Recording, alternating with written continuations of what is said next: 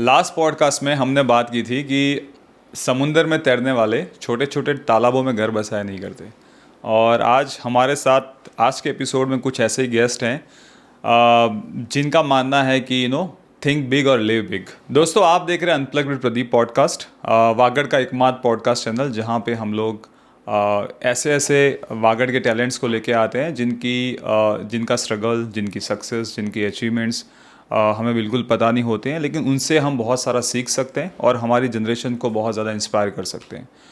मेरे हिसाब से असली सक्सेस बहुत सारे पैसे कमाना नहीं है। मेरे हिसाब से रियल सक्सेस है कुछ बड़ा सोचना और उसको पाने के लिए सोसाइटी की भेड़ चाल से हट के कुछ अपना अलग तरीका निकालना, अपना अलग रास्ता निकालना और उस रास्ते पे चलने की हिम्मत पैदा करना अपने आप में। तो मेरे लिए असली सक्सेस वो है। और मेरे साथ आज मेरी ऐसे एक दोस्त हैं जिन्होंने अपना खुद का एक रास्ता चुना जो नॉर्मली सोसाइटी में बहुत से लोग जो दूसरे लोग बताते हैं उसके ऊपर चलते हैं, लेकिन उन्होंने अपना खुद का रास्ता चुना और उसके ऊपर उन्होंने बहुत अच्छी एक अपना करियर और अपनी लाइफ बिल्डअप की है।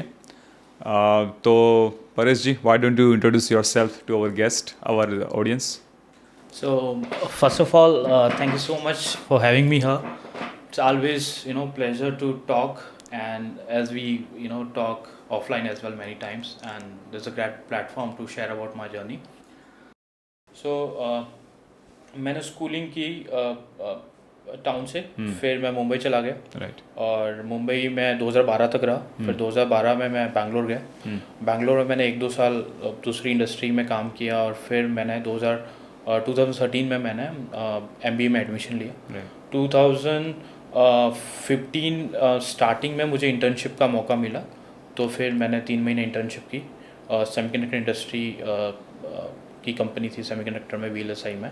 3 मंथ्स के बाद फिर मैंने मेरा 4th सेमेस्टर कंप्लीट किया और उसी कंपनी ने मुझे ऑफ़र दिया जहाँ से मैंने इंटर्नशिप की थी। राइट।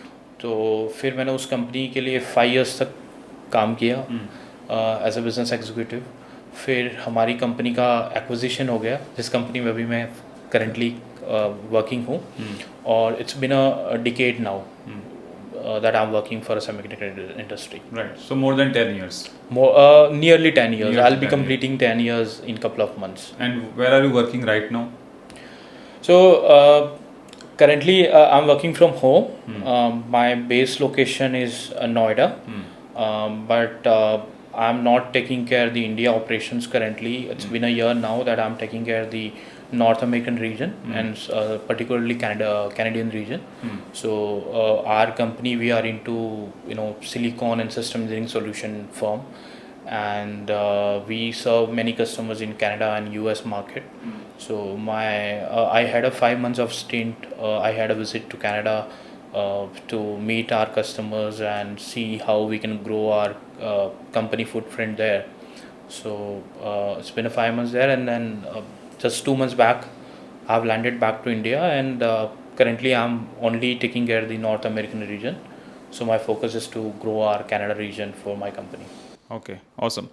So यहाँ पे एक छोटे से मतलब टाउन जो राजस्थान में है जहाँ से हम बिलोंग करते हैं, वहाँ से लेके कनाडा तक का जो सफ़र है, and now you are travelling to Canada and you are like dealing with multiple like big MNCs, like vice presidents and all the big shots that are there, and वहाँ पे फिर I mean इंटरनेशनल ट्रैवल करना या like सारी luxury जो company अपने को provide कराती है, like 3 star 4 star में stay and all of that. So did you like, I mean you always wanted to live this way, right? जितना मैं आपको जानता हूँ. And so what do you feel about it? So I was so excited. It was my first international travel. And even though I was so excited, I had a lot of responsibility on my baggage, because company has sent me there to explore the new market for the company. So I was exploring Canada during weekends, but during Monday to Friday I was completely occupied working 12 to 14 hours, try to generate more leads, and trying to meet as many as people I can within 4 to 5 months of duration, because I have to come back because I was on business visa that time. So Canada is a great country, and I love to explore more. हम लोग बहुत basic से start करते हैं, like school की बात की हमने, राइट? अभी आपका जो रोल है, this is completely business development, और उसके अंदर आता है सेल्स का जो बेसिकली जो स्किल्स है, And account management. Account We have to management, do account the management plus customer sales, management. Right? So you have to basically find new leads, और उसके बाद में जो ऑलरेडी प्रोजेक्ट्स हैं उसका आप मैनेजमेंट करते हो। True. तो यहाँ पे बेसिकली मैनेजमेंट प्लस सेल्स का ये दो स्किल्स हैं। True. तो एक एक चीज़ हम लोग डिस्कस कर रहे थे एक बार कि स्कूल्स में जो आपको जो एजुकेशन मिलता है, जो स्पेशली 1 से लेकर 12 तक का जो एजुकेशन मिलता है, उसमें जो हमारे सब्जेक्ट्स हैं, जो लाइक प्री डिफाइंड सब्जेक्ट्स हैं, मैथमेटिक्स हो गया, हिंदी, हिस्ट्री और साइंस, ये सब हो गया, तो आपको लगता है कि ऐसे रोल के लिए अगर फ्यूचर में किसी को सेल्स में जाना है या बिजनेस डेवलपमेंट में जाना है, तो स्कूल्स के पास में आज भी इन चीज़ों को सिखाने का कोई भी अरेंजमेंट नहीं है, या उनके सिलेबस में ऐसा कोई भी चीज़ नहीं आती है? और अगर कोई लड़का ऐसी चीज़ों में उसके पास नेचुरल एबिलिटी है, जैसे आपके पास में है, जो मुझे पता है, तो स्कूल्स के पास में ऐसा कोई कोर्सेज नहीं है इसको एक्सप्लोर कराने के, या इसमें मास्टर कराने के, या लड़के को बेसिक एजुकेशन देने के, इस वाली चीज़ों के लिए। तो उस केस में क्या आपको लगता है कि स्कूल एजुकेशन ज़्यादा इम्पैक्टफुल नहीं है? इट्स डिपेंड कि आप कौन से स्कूल से पढ़ाई कर रहे हो। ठीक है, so there are good schools, there are elite schools.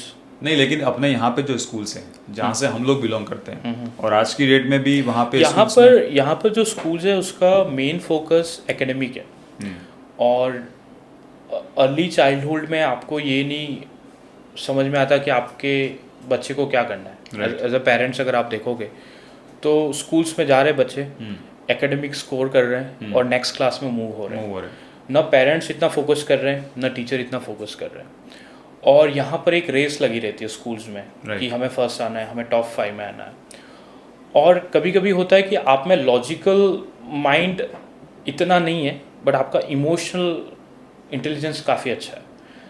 You can connect with people, ठीक है, and if you have a good communication skills play a major role in our industry, especially in my domain. तो अगर आपके पास अच्छा communication skills है और you are a people person who can connect with people and who always have enthu to learn more and explore new technologies, new avenues of life, और आप थोड़े कीड़े करने वाले बंदे हो, यानी थोड़ा ऐसे वो नर्ड टाइप के बंदे नहीं हो आप, और आप थोड़ा आउट गोइंग हो, you are good in communication, you are good at connecting people, I think then eventually I'm sure that you can get into management role very easily. But अगर कोई फ्यूचर परेश अभी जैसे किसी स्कूल में, flower kids में, या फिर किसी न्यू लुक में, या कहीं पे भी पढ़ रहा होगा, स्प्रिंगलर्स में पढ़ रहा होगा, और उसने अभी कोई एग्ज़ाम दिया होगा और उसने एवरेज स्कोर किया होगा वहाँ पे, और अगर उसके पेरेंट्स आपकी पेरेंट्स की तरह अंडरस्टैंडिंग वाले नहीं हैं, तो वो तो अपने बच्चे को भी कोस ही होंगे, यही बोल रहे होंगे कि मेरा बेटा स्कोर नहीं कर रहा है, जबकि मैं तो उतनी फीस भर रहा हूँ जितना मेरा पड़ोसी भर रहा है।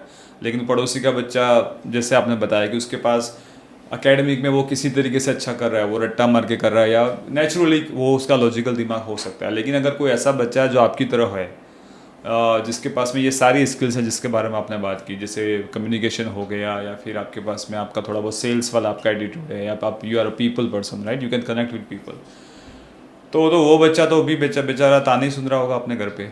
तो basically the point that I am trying to drive is कि हो सकता है कि स्कूल आपके बच्चे के सारे टैलेंट्स को बाहर नहीं निकाल पा रहा है, और इंडियन एजुकेशन सिस्टम के पास में सच में ऐसी कोई भी व्यवस्था नहीं है। ट्रू। तो आपको ये देखना है कि आपको मायूस नहीं होना और बच्चे को मायूस नहीं करना है। हो सकता है आपके बच्चे में कुछ ऐसा टैलेंट हो जो एकेडमिक्स में प्रूव नहीं हो रहा, लेकिन बाद में हो सकते हैं। True. So you agree with that, right? Yes, very much. So next चीज़ पे आते हैं, I mean from the school to the college, right? और मुझे जितना पता है दैट द कॉलेज जिसमें आप गए थे, it was expensive. True. Like comparison to जो भी दूसरे आप हमारे टाउन के बच्चे जो दूसरे कोर्सेज करने के लिए जो भी गए थे दूसरे कॉलेजेस में, उसके कंपैरिजन में आपका कॉलेज एक्सपेंसिव था।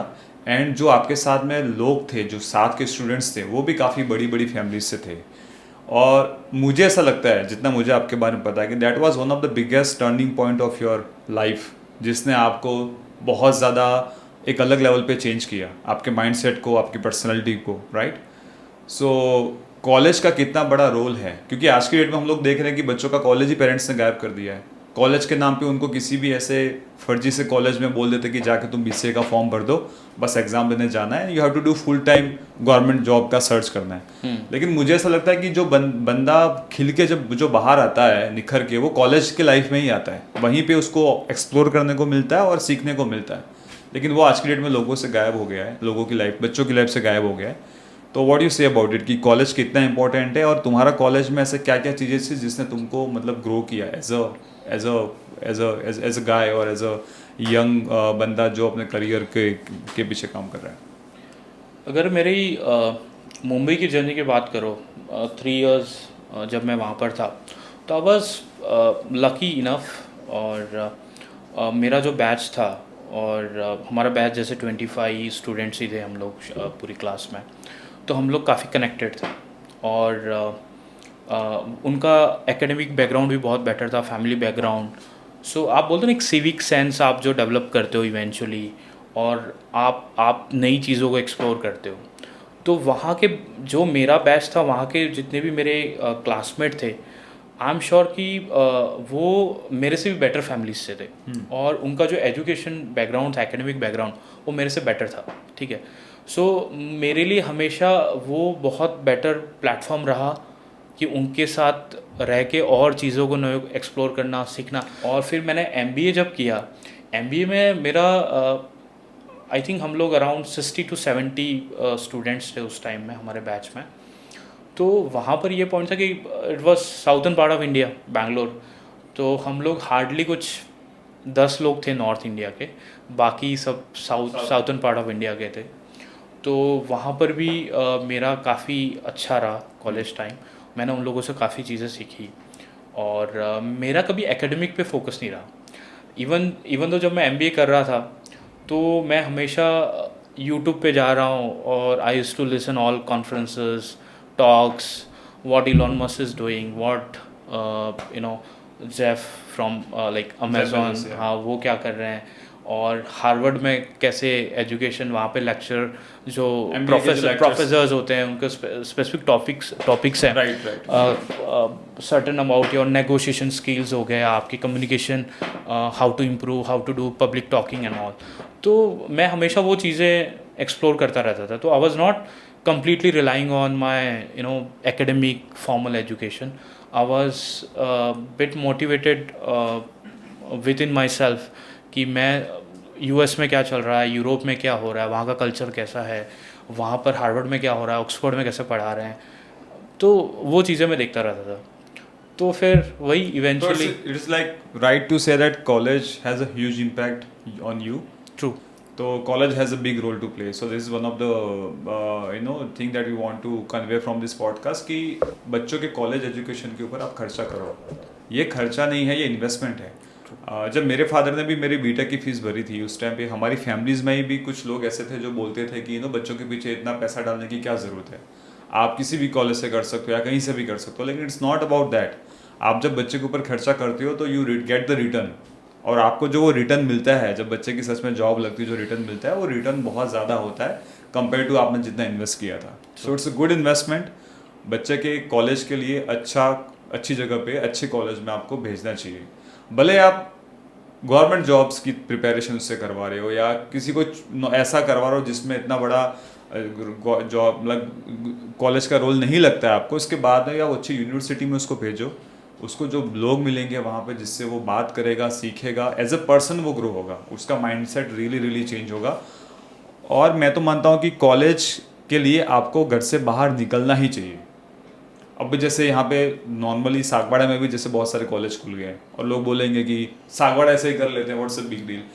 कॉलेज तो आप चले जाओगे, लेकिन और आपको इसी टाउन के लोग मिलेंगे, इसी टाइम के सेम माइंडसेट के लोग मिल गए फिर से आपको, तो आप इम्प्रूव कैसे करोगे? कहाँ से करोगे? आप बाहर जाओगे, दूसरी जगह के लोग मिलेंगे, तभी तो आपको लगेगा कि अच्छा ये चीज़ें मुझे इम्प्रूव करनी है, ये चीज़ें मैं अपनी लाइफ में ला सकता हूँ, राइट? तो ये बहुत बड़ी चीज़ जो है हमारे यहाँ के बच्चों के लिए जो मिस हो गई है कि लोगों ने बाहर जाना बंद कर दिया है। बाहर एडमिशन लेना, बाहर ग्रो करना बंद कर दिया, क्योंकि उनका और उसी की वजह से वो एज अ पर्सन ग्रो नहीं हो पा रहे, उनका नॉलेज नहीं बढ़ पा रहा, right? So college is something that I really wanted to touch upon. अभी आगे बढ़ते हैं. Your first job offer letter, how did you get it और कैसा था feel? So during MBA, I was looking for an internship, क्योंकि हमारा third semester में हमें इंटर्नशिप करना होता है. तो मेरे 70-80% जो हमारे क्लास के बच्चे थे MBA के, वो यानी जैसे होता है ना, प्रोजेक्ट्स कहीं से आप ले आओ, कहीं से पहले जिसने किया है या किसी आपका कोई नोन है इंडस्ट्री में, जो बोलेगा हाँ ठीक है हम लोग आपको एक इंटर्नशिप लेटर प्रोवाइड कर देंगे, और आप जो भी आपको टॉपिक सेलेक्ट करना आप करके आप जो भी आप क्या बोलते हैं उसको, सिनॉप्सिस आप सबमिट कर सकते हो, ठीक है. एक तरह से हो गया, फॉर्मेलिटी होगी प्रोजेक्ट की, ठीक है. But I was the guy who was looking for a real time corporate internship. So उस टाइम मुझे याद है there was one portal called internShala.com. तो मैंने अपना CV बनाया और फिर मैंने अपलोड किया, और आई वाज जस्ट कीप चेकिंग कि अगर कहीं से जॉब मिल जाए, कहीं से कॉल आ जाए. तो finally I got one call, और उन्होंने बोला कि हम लोग 3 मंथ्स के लिए इंटर्नशिप दे रहे हैं और आप आ जाओ इंटरव्यू के लिए. तो आई वाज सो एक्साइटेड कि this is a golden chance for me to get into and learn more about industry. So I was not familiar with semiconductor industry. तो जब मैं वहाँ पर गया, मेरा इंटरव्यू हुआ, तो उन्होंने मुझे सेमीकंडक्टर इंडस्ट्री के बारे में पूछा. तो even though I was from computer background, मुझे सेमीकंडक्टर, क्योंकि सेमीकंडक्टर्स जो इलेक्ट्रॉनिक्स एंड कम्युनिकेशन में जो इंजीनियरिंग करते हैं वो generally they get into semiconductor industry. And उस टाइम तो इतना बूम था भी नहीं, 2015 में hardly there were few companies in India. और हमारे भी यहाँ पर जो भी जनरली बच्चे जो इलेक्ट्रॉनिक्स एंड कम्युनिकेशन में इंजीनियरिंग करते हैं, वो सॉफ्टवेयर इंडस्ट्री में जॉब लग जाता है उनको, क्योंकि कंपनीज ही लिमिटेड है. तो ज़्यादातर वहाँ पर IIT NITs और जो टॉप कॉलेजेस के बच्चे, वहीं पर वो कंपनीज आती है, उन्हीं का प्लेसमेंट होता है जनरली. और मेरा तो बीइंग MBA स्टूडेंट, मेरा जो रोल था was more into business side and marketing side. तो फिर मैंने आई वाज सो कॉन्फिडेंट कि even though I am not familiar with this industry, I'm sure that I can learn and I can do my best in this 3 months. So they have agreed. So it was a paid internship for me. ये semiconductor का debut था मेरे लिए completely. तो initially I was bit struggling कि exactly है क्या. अगर आप सेमीकंडक्टर बोलोगे तो आपके मोबाइल में जो चिप है वो सेमीकंडक्टर का पार्ट है, राइट. आपके लैपटॉप में जो चिप है इंटेल i3 i5 वो सब चिप है, तो कंपनी डिज़ाइन करती है. तो I was learning about semiconductor ecosystem, क्या प्रोडक्ट कंपनीज होती हैं, कौन सी सर्विसेज कंपनीज होती हैं, कौन सी EDA कंपनीज होती हैं जो टूल्स प्रोवाइड करती हैं. तो काफ़ी एक्सप्लोर किया मैंने 1 month, and I was helping the business manager who hired me as an intern. तो he used to give me some task and I used to complete those task with in time frame. तो वो मेरा 3 months बहुत अच्छा रहा. I perform well, and then they said कि MBA हो जाने के बाद if you want to join you can come back and join with us. So I said I will think about it. So yeah, so that was how I landed into internship. And coming to the job part, right? So मेरा MBA हो गया. फिर हमारा campus placement में इतना कुछ सही रहा नहीं. तो फिर मुझे लगा कि सेमीकंडक्टर तो ग्रो कर रहा है इंडिया में, एंड रोल भी, यानी आई एम श्योर कि अगर अभी मैं स्टार्ट कर रहा हूँ, if I put 2 or 3 years I am going to grow in this industry, because it was a very niche industry and hardly लोगों को जॉब मिल रहा था वहाँ पर. सो आई accepted that job, and then I started working in this industry. And rest is history. Rest is history. I'm really happy that I get बहुत it. सारे लोग he is like they want to get your job, right? बहुत से लोग Yes. आपको मिलते हैं, बोलते हैं कि हमको इस जॉब में आना है, आना है. इवन जो इंजीनियरिंग प्रोजेक्ट मैनेजर्स हैं, जो इंजीनियरिंग में हैं, they also want to get into this, because everybody eventually you get bored of doing the code, right? Yes. Hands on part आप छोड़ के फिर बोलते हो कि मुझे मैनेजमेंट में आना. You want to get into business side. Business side, we also want to go explore and talk to clients, wants to understand their requirements and work with the clients, try to get more deals for the company. So it's a very fascinating job, but we have a lot of stress also because we have to work on the numbers. Eventually you grow, but at the same time your numbers also grow. So तो मतलब basically company के लिए धंधा लेके आना है हाँ, धंधा लेके आना है. और So if धंधा you are लेके getting a आना good है, धंधा, which is the real, which हाँ, is अगर the- कंपनी के लिए बिजनेस आ रहा आ रहा है, है. यू आर अ की. Let's talk about Canada. अभी जैसे वो अपॉर्चुनिटी कैसे बना, क्योंकि मुझे जहाँ तक पता है कि आपकी कंपनी का कोई ऑफिस नहीं था वहाँ पे. नहीं, ऑफिस नहीं था पहले. अभी हमने 2 साल पहले ही वहाँ पर ऑफिस स्टार्ट किया, अच्छा. क्योंकि हमारे वहाँ पर 2-3 क्लाइंट्स थे जिनके साथ हमारे प्रोजेक्ट्स चल रहे थे. So our company was planning to explore more the Canadian region. So अगर आप US और कनाडा को कंपेयर करोगे तो US has more opportunities in semiconductor industry. Canada do not have many semiconductor industry. तो हम कंपनी का प्लान था कि eventually I will be in Canada, but I will be more responsible for east coast of US. So यही था. सो Canada में आपको semiconductor industry में थोड़ा स्ट्रगल रहता है इनिशियली, क्योंकि सेमीकंडक्टर इंडस्ट्री वहाँ पर भी इतना नोन और इतने R&D सेंटर्स नहीं है. सो अगर आप देखोगे सेमीकंडक्टर में इंडिया जो डिज़ाइन में कर रहा है, so we contribute around 20-25% in semiconductor industry, specially if I talk about the design part. अभी कनाडा में भी ग्रो हो रहा है. So there government also is planning to invest more money, how are Indian government also investing. So अभी हमारा first fabrication unit लगने वाला है डोलेरा में. Tata is planning to have our first fab, and then they have one OSAT in Assam, and then Micron, there is a one company called Micron who are going to develop the memory chips. So India is growing in semiconductor industry, both in the design and manufacturing. So it's going to take time. The ecosystem is very complex, and I can say that semiconductor chip is a new oil in this world. Yes, it's a big industry. Yes. थोड़ा Canada के बारे में बात करते हैं, right?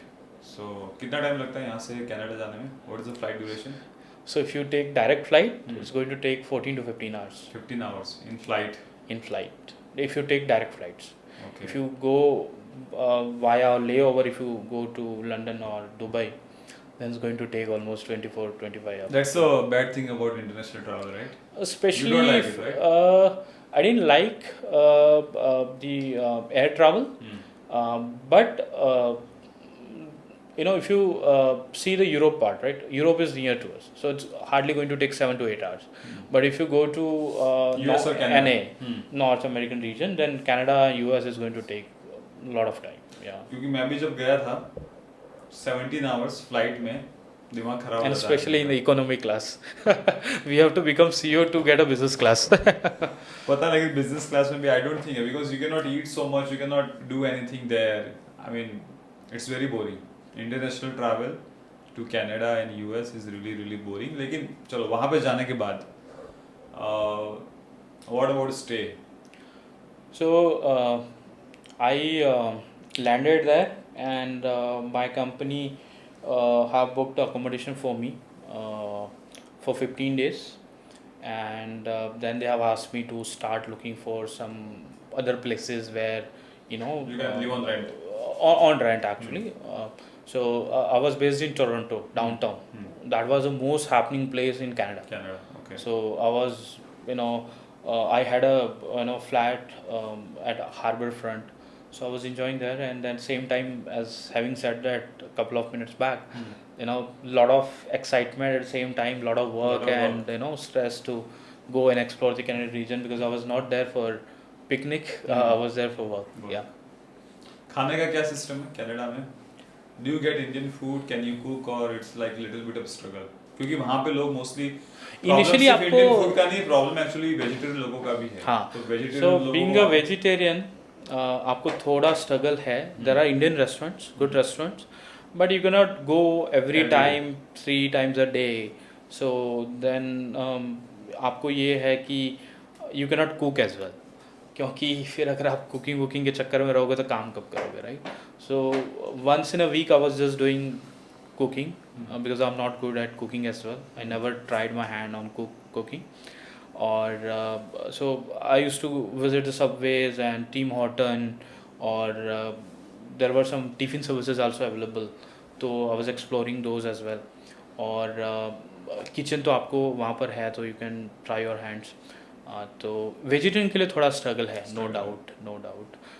But if you go out, if you have time, you have patience, you can go and walk for a kilometer or 2 mile, then you will find some good restaurants and you can have food. But for initial days you can do, but for longer term I think better to prepare at your home, because you know वहाँ पर सबसे बड़ा problem है, people generally have the left over food, जो बचा है उसको फिर से फ्रोज़न उसमें फ्रीज में रखेंगे, और फिर उसी को नेक्स्ट डे गर्म करके फिर उसी को खाएंगे, because people are so busy, lifestyle ऐसी है वहाँ पर.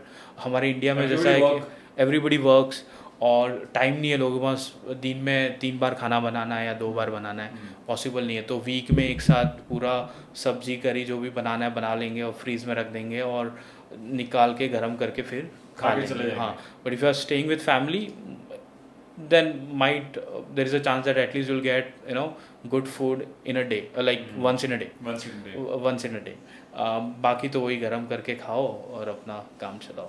लेकिन बट लोग काफ़ी फिट है वहाँ पर, because after 5 people don't work there. अच्छा, हाँ, मतलब एक वर्क लाइफ बैलेंस है कंप्लीटली. वर्क लाइफ इंडिया की तरह नहीं कि रात को 9 बजे भी ऑफिस में बैठे हो. नहीं, so they generally start their day in the morning around 8:30 and they'll work till 4 or 5, and after 5 they don't work, even they don't respond to your email if you are going to so send basically अपना personal life को कभी priority देते हैं, साथ में अपने health को भी.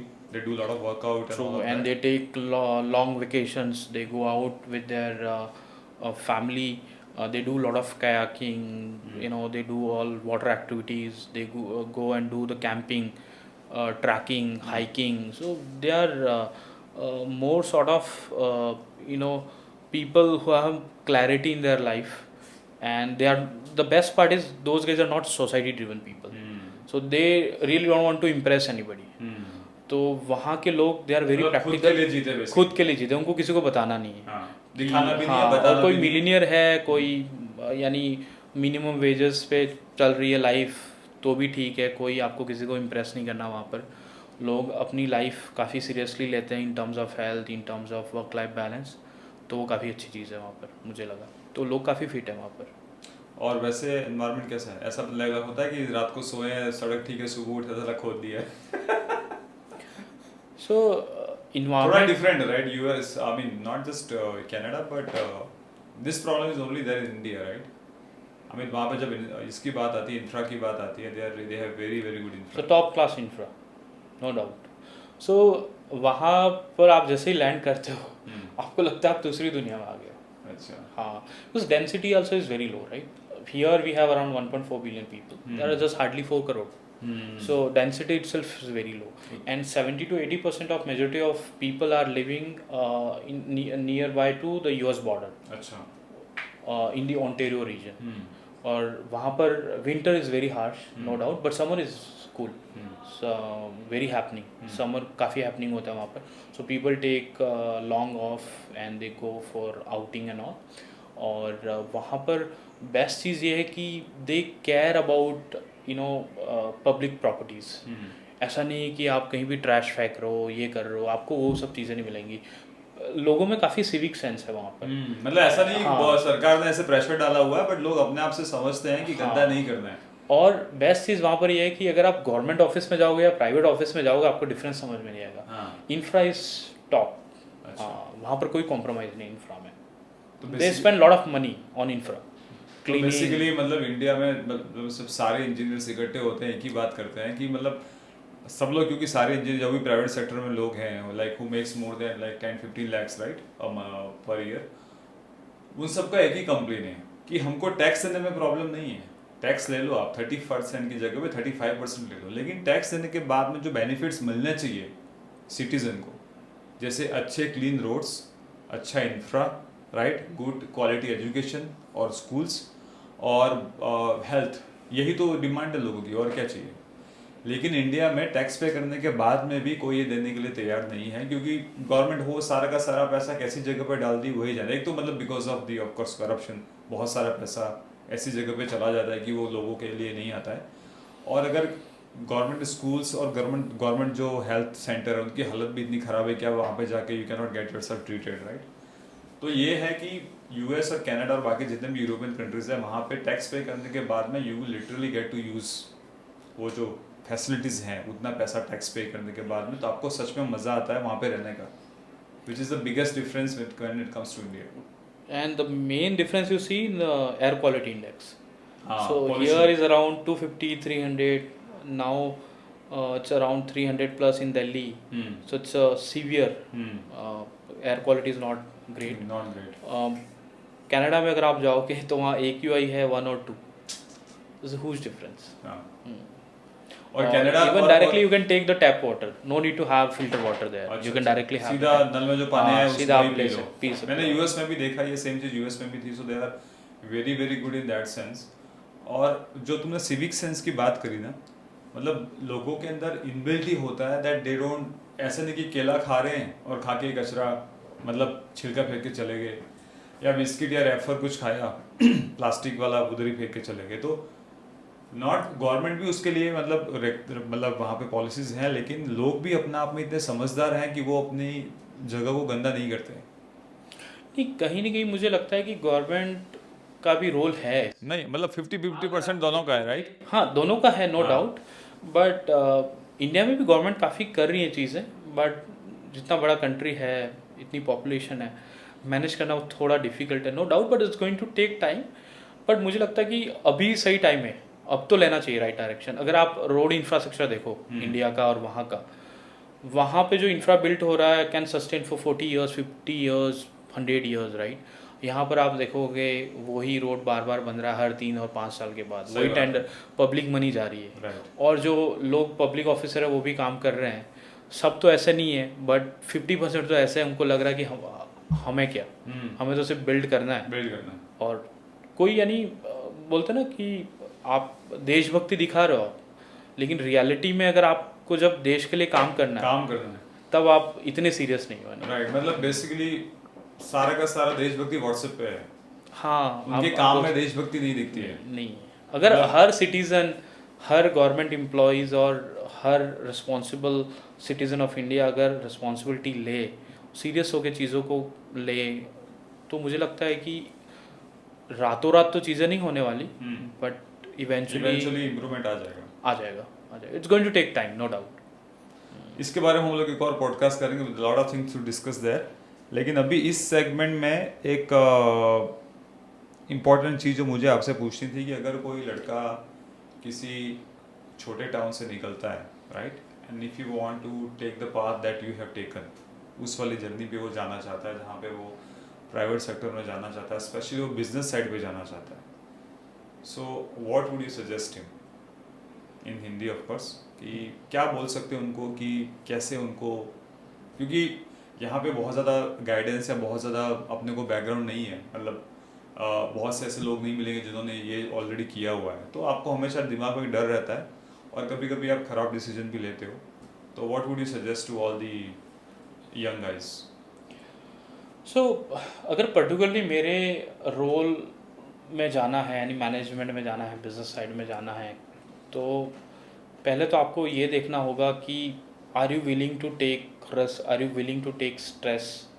क्योंकि अगर आप इंजीनियर हो तो आपको एक लैंग्वेज पर्टिकुलर सीखना है, टेक्नोलॉजी सीखनी है, and you have to just write a code, and now AI is also in helping you. So I just heard from Satya Nadella, Microsoft CEO, कि उनका जो अभी माइक्रोसॉफ्ट में जो 30% जो कोड है वो AI लिख रहा है, राइट? ठीक है, तो वो एक पार्ट है कि वहाँ पर आपकी खुद की डिपेंडेंसी है, ठीक है. If you are good at that skills you can sustain, you can thrill in your career, ठीक है. बट जैसे ही आप बिजनेस साइड पे आते हो, देयर आर डिफरेंट पार्ट्स जो आपको रिसोर्सेस मैनेजमेंट भी देखना है, आपको बिजनेस का भी देखना है, then you have to good at operation side as well, and you have to good in communication skills as well. You should connect your thoughts to your customers, ठीक है. तो काफ़ी चीज़ें इसमें रोल प्ले करती हैं. तो आपको देखना है कि आप किस टाइप की पर्सनालिटी हो. अगर आप में कम्युनिकेशन स्किल्स है, आप पीपल ओरिएंटेड पर्सन हो, and you are a thick skin guy, right, ठीक है, बुरा नहीं लगता बुरा नहीं लगना चाहिए, ठीक है. और अगर you are willing to take risk, because हमारे रोल में every day there is a challenge, and if you are doing well you can thrive, but if you are not doing well then there is a risk also involved. But अगर आप में good communication skills है, आप में अच्छे manager की quality है, तो मुझे लगता है कि आप इस रोल में आ सकते हो. बाकी तो आपको खुद को देखना है कि आप कभी कभी ये भी होता है ना, आर यू लकी इनफ. अब मैं जिस रोल में हूँ वो मैंने कभी सोचा नहीं था कि मैं इस रोल में आने वाला हूँ.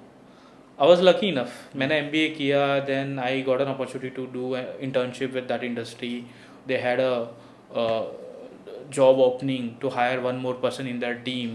So I got an opportunity. So it's a 50-50%. But again, you have to work hard, and you have to be very clear in your thoughts कि आपको क्या करना है लाइफ में. मैं बोलता हूँ कि आपको जो करना है वो करो, but make sure that you are happy. And you should love what you do. And if you are not loving, then you start loving your work. Otherwise, it's very difficult to sustain. Right. So all right, तो आज के episode में इतना ही. बहुत ज़रूरी था ये समझना, क्योंकि just like the BTech, MBA भी काफ़ी पॉपुलर स्ट्रीम है. जो एक टाइम पे एमबीए बहुत ज़्यादा पॉपुलर था, और फिर बीच में बहुत सारा लोगों ने इसको ऑप्ट भी किया. लेकिन अभी रिसेंट टाइम में मैं देख रहा हूँ कि फिर से इसके एडमिशन्स कम हो गया, लोगों ने ऑप्ट करना कम कर दिया. लेकिन एटलीस्ट मैं जहाँ तक जानता हूँ, परेश की बात होगी या फिर मेरा छोटा भाई जो है खुद का, ये दो लोगों का वो एटलीस्ट मैं जानता हूँ जिन्होंने एमबीए करके बहुत ही अच्छा करियर सेटअप किया है अपना.